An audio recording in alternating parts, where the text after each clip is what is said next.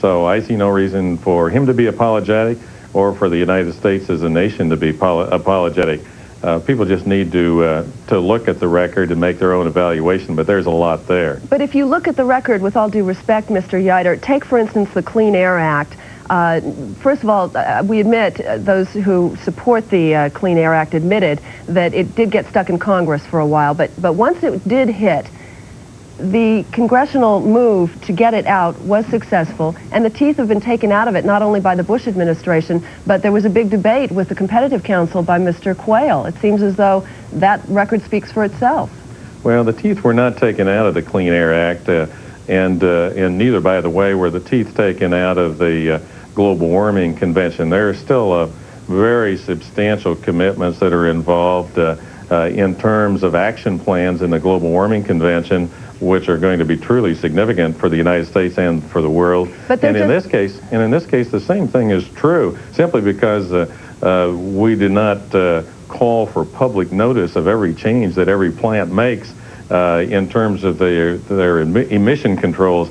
Certainly does not indicate that the teeth have been taken out of the Clean Air Act. The Clean Air Act is costing businesses of the United States billions of dollars in compliance. But in terms of specifically the Rio de Janeiro summit treaty, you just mentioned that the teeth have not been taken out of it, but there are no specifics. There are just simply aims and longer-term goals. There are no specifics that the U.S., which is one of the biggest emitters of greenhouse gases, has to follow. That's correct, but we're going to be doing our share and more as a result of that convention, because the convention calls for the preparation of action plans by each of the participating nations, and that's really where the teeth come. The teeth don't come by making some kind of a target commitment. It's the action plans that count, and we felt all along that the environmental community was placing its emphasis in the wrong place by focusing on targets which most nations were not taking seriously. But the critics say that in essence this is an election year, and President Bush is not about to alienate big business, especially, say, the chemical companies and some of the biggest polluters that are contributing to his campaign, especially since they are not supporting Mr. Perot. He's not about to alienate them and perhaps turn them to Mr. Perot. Well, I'd say that those critics are wrong, Sue, because we've already indicated what our action plan will be in following up on the Global Climate Change Convention, and it's a very impressive action plan. In fact, the Netherlands is the only other country that has thus far surfaced an action plan, not nearly as ambitious as ours. I doubt that any nation in Rio will have an action plan on global warming that will compare to that of the United States. What about the EC move to use catalytic converters and reduce emissions in '93? Does that not qualify? Well, I'm happy that they're going to move to catalytic converters, Sue. As you know, we've done that years ago here in the United States. But so they are making the effort, though. But they're making the effort. Well, of course, but they're following our lead of many years ago. What about linking the environmental issue to the upcoming, perhaps, North American treaty, especially with regards to Mexico? Will the president link the environment to Mexico and force it to clean up its act before he signs the treaty?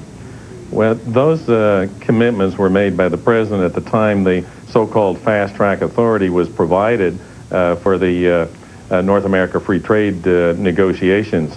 So the administration is certainly serious about making sure that Mexico follows through on its environmental commitments.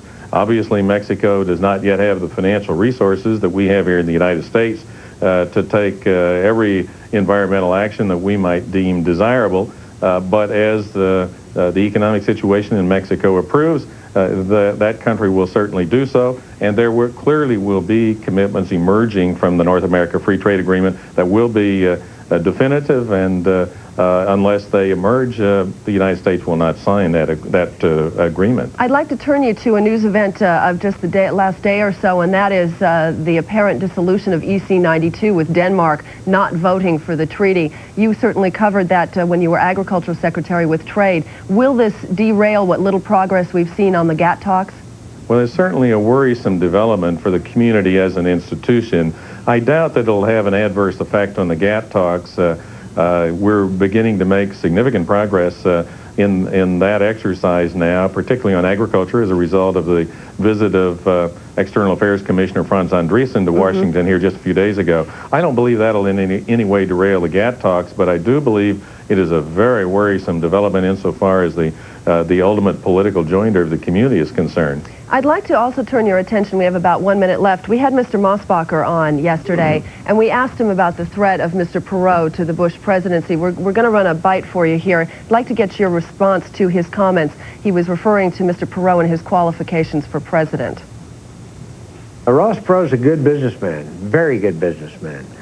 But I've been a businessman for 40 years and been in the government for almost 4. I can tell you that it takes a lot more than just being a businessman to run a government. Any response? Yes, I really agree with Secretary Mosbacher's comments. I've been a businessman too.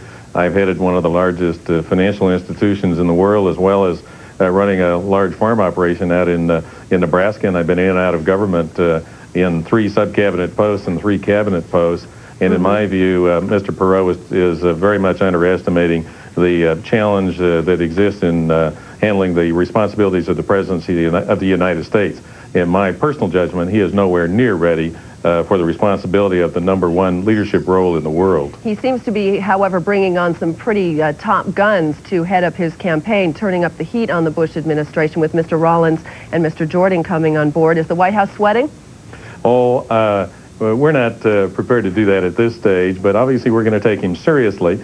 He has the money, of course, to afford top talent. He'll be hiring it, but we think we have some top talent too, and we're happy with the competition, and we believe we've got by far the best candidate. So we're prepared to have the American people make their judgment call next November. There was a recent poll very quickly in California that showed that if Mr. Perot had been on the ballot, he would have beaten both Mr. Clinton and Mr. Bush handily. How seriously are you taking that?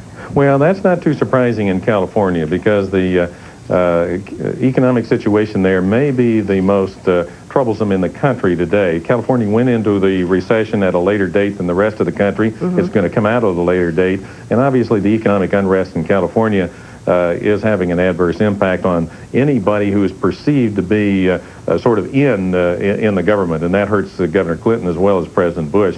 But a lot of things can happen in California between now and November, so we're certainly not prepared to write off that state by any means. We simply recognize that it's going to be a tough political situation, and we'll have to handle it accordingly.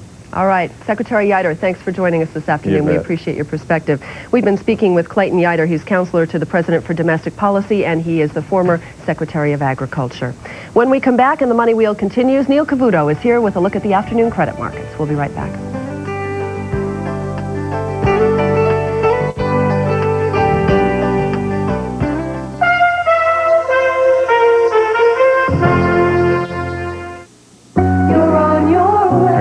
Sarah, and she's lucky, because today she'll encounter egrets doing that.